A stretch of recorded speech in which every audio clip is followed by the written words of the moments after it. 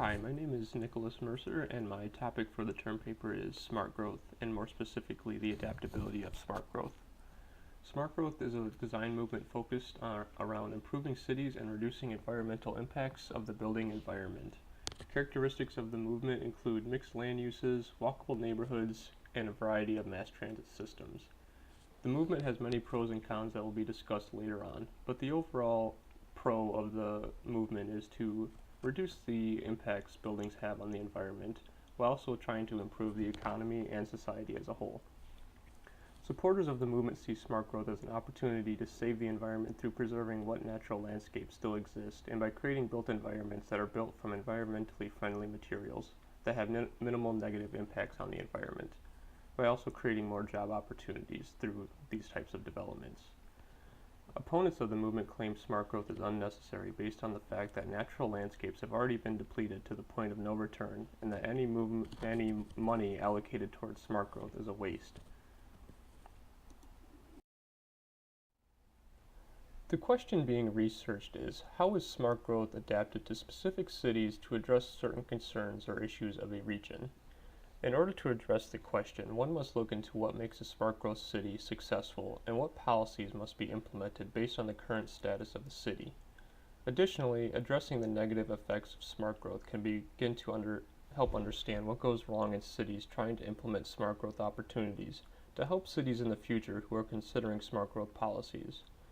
Furthermore, comparing successful cities to unsuccessful cities and seeing the differences and similarities between the two can begin to give an understanding of what needs must be addressed in cities with certain existing problems and conditions. To begin the analysis, principles of successful smart growth must be discerned and noted. In cities that have successfully incorporated smart growth, one of the most important principles that has been implemented is the idea and conception of the walkable neighborhood, a place where work, home, and play are all within reasonable walking distance of each other. The concept of the walkable city is by no means a new concept, and before the days of automobiles, streetcars, and even horse-drawn carriages, all cities were walkable simply because there was no other option. The reliance on the automobile, especially in North America, has been the leading factor in urban sprawl, as places of work and play do not need to be within close proximity of each other anymore. A problem arises, however, in already developed cities because places of employment and places of residence have already been established, and, generally speaking, moving one or the other from its current location is inconvenient to one of the constituents involved. So what can be done? In order to help combat the rising demand of automobiles and supporting infrastructure, mass transit systems such as light rail lines can be incorporated into the existing framework of the city. Instead of throwing money into repairing roads intended for automobile traffic, money could be set aside for the construction of subways or streetcars.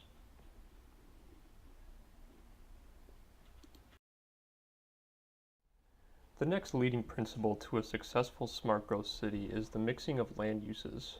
Mixing of land uses is a very simple principle that involves the idea of not having large expanses of one certain type of land use separated by more large expanses of another type of land use, as evident in most American cities currently.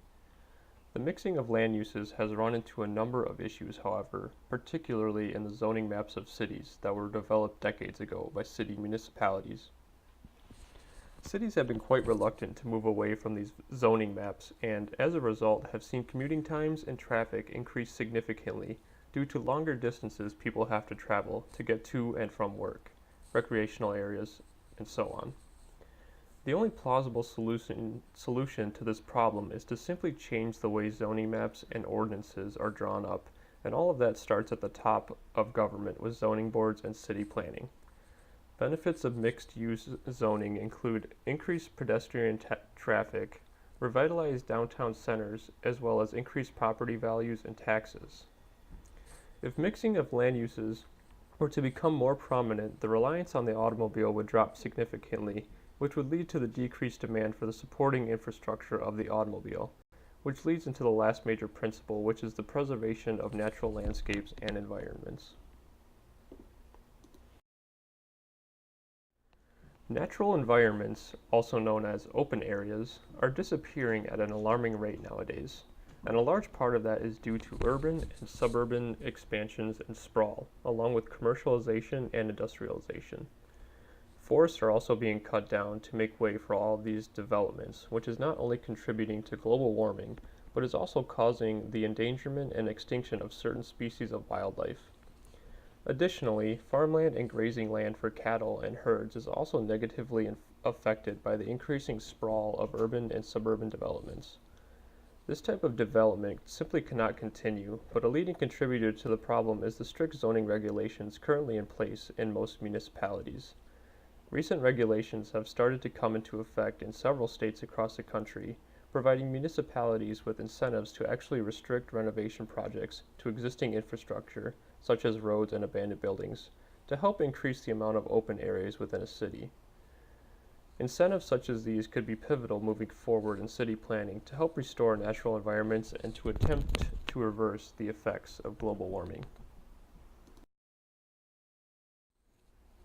Quite possibly the biggest determinant in defining the success of smart growth, however, is the repopulating of downtown neighborhoods and neighborhoods within the existing city limits. In cities that have little to no smart growth initiatives, the general tendency is the population within the actual city itself goes down. This can be seen in Detroit, a city that once boasted almost 2 million residents within its city limits, now barely has over 500,000 full-time residents. The cause of the decrease in population is generally due to the fact that downtown areas are worn out in most cities and often contain a significant amount of crime and traffic, which are not ideal living conditions, especially for young families. Other causes for the decrease include urban sprawl and the reliance on the automobile. So in determining the success of a smart growth city, population often becomes a leading factor. For example, when looking at the most populous cities in the U.S., only 3 have lost population since the start of the new millennium, including Detroit, Chicago, and Baltimore, all 3 of which have very little to no smart growth initiatives. When looking at each of these cities, however, the metropolitan area of each has grown significantly since 2000, which begs the question, how have these cities been expanding while simultaneously shrinking? The most sensible answer to that question is that the suburbs and surrounding smaller cities have become city centers and commercial hubs in their own right, and the lack of certain smart growth initiatives, such as mass transit, have been the leading cause of the depleted original downtown areas. The next big statistic that can be a measure of how successful smart growth can be is simply the amount of people that live near downtown areas compared to the outer rings of a city, which is an extension of the previous topic. To give a little background on this, however, for the last half century, the populations of suburbs were projected to outgrow the populations of downtown areas by approximately 5 times. Since 1990, though, this rate has slowed slightly to just under 4 times as much, meaning downtown areas have increased by about 10% since then, while suburbs have only increased by about 40%. This metric is projected to get closer in the coming decades as smart growth becomes more prominent across the nation and the world. In cities with successful smart growth initiatives, I think the most important statistic to look at is the per capita earnings of people living near the city centers, people living in the middle rings of a metro area, and people living in the outer rings of a metro area. Between 1990 and 2012, the per capita earnings of each household on average in cities with smart growth initiatives rose a staggering $12,000.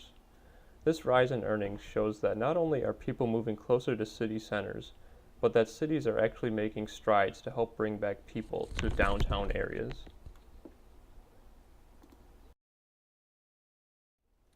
When looking at examples of successful smart growth communities and cities, Portland, Oregon is the most talked about city and one that stands out the most. Portland began its smart growth initiatives in 1973 when the state of Oregon actually passed legislation forcing communities and cities to define its urban growth boundaries.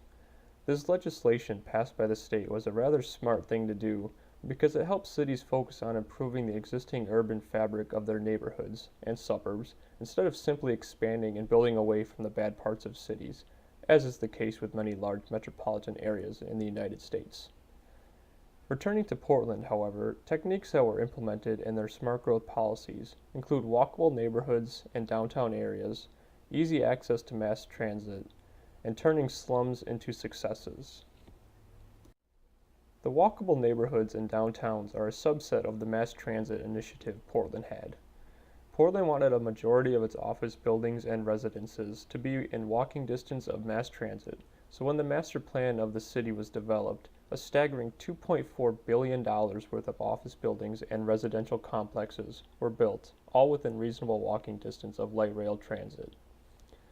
The success of the mass transit initiative in Portland reduced residents' reliance on automobiles by a significant amount, which in turn has improved the air quality in and around the city, while also limiting its urban extent. The next big push for smart growth in Portland was eradicating the so-called slum neighborhoods and restoring them into positive communities where people would actually want to live, work, and play. Of course, there are negatives that come with removing slums.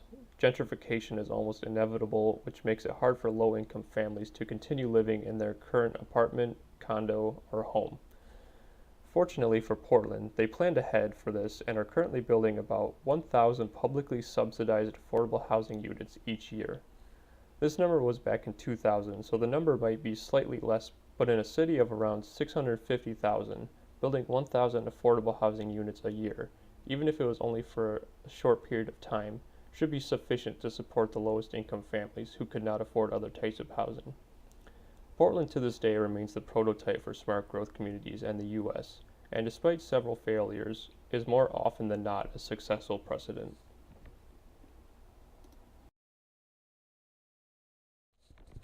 As with most movements, smart growth has plenty of opponents and negative connotations. One of the biggest objections to smart growth is the idea that smart growth can actually reduce property values. As stated in the previous paragraph, gentrification can take over a neighborhood, which pushes low-income residents out of their homes and forces them into either more expensive housing or publicly subsidized housing. The problem with this stems from the idea that poor neighborhoods are poor for a reason. Generally speaking, poor neighborhoods have more crime and less traffic, and as a result, the infrastructure of the area is not updated and renovated as often as other areas. So when gentrification takes over, these areas become overcrowded with even more crime and traffic, which ends up reducing property values. Luckily, this is rarely the case, however. Gentrification is becoming a problem in some areas, and action needs to be taken to prevent gentrification from furthering the problem of homelessness and the poor becoming poorer mentality.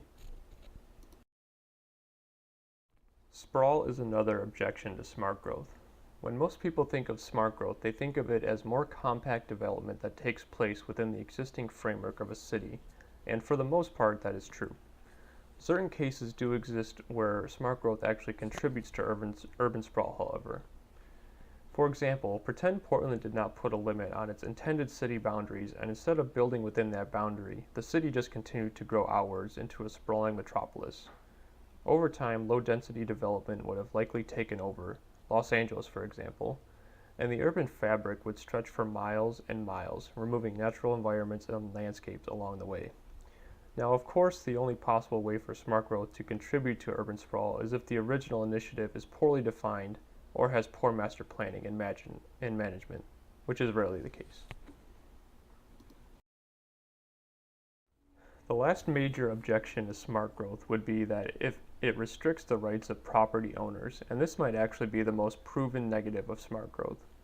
The argument for this objection is that smart growth requires sidewalks and bike paths to be installed essentially right in front of homes, which takes away part of the front lawns of properties. There is definitely some truth to this argument, but at the same time, almost every other type of development has similar regulations. Most master plans require sidewalks along roadways, and generally some sort of buffer between the street and the yard must also exist, such as a row of trees or hedges. To counter this argument, however, most city ordinances have a required front yard setback to help maximize the front yard space that properties have, while also being required to allow for city utilities such as sewer lines, water mains, and so on.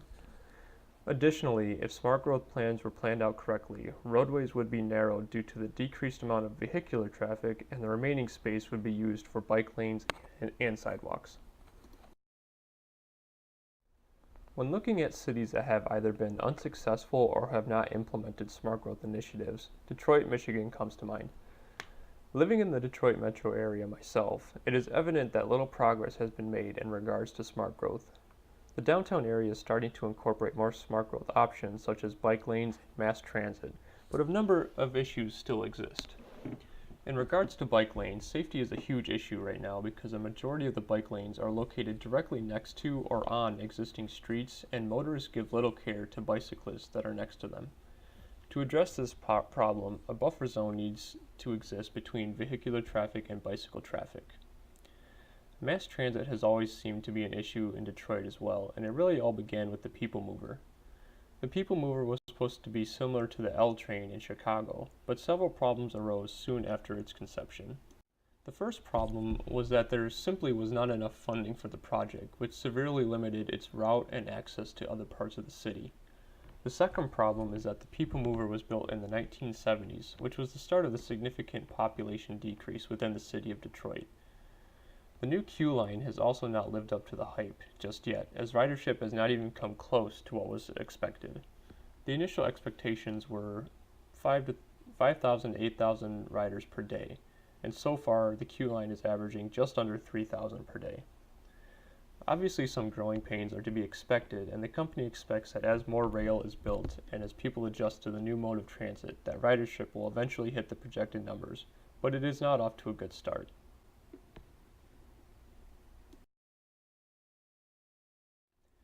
In conclusion, smart growth is becoming quite popular across the country and the world, but with varying degrees of success so far. As cities continue to grow and incorporate smart growth initiatives, however, successful and unsuccessful precedents will be established, and as time goes on, more and more successful smart growth projects will begin to surface.